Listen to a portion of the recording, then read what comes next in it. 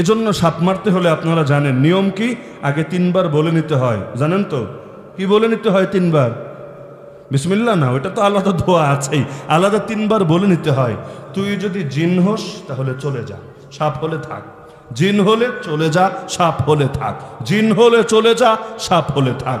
3 বার বলার পরও যদি দেখেন যায় নাই, একেবারে চোখ বন্ধ করে মেরে ফেলেন, টেনশনের কারণ নাই।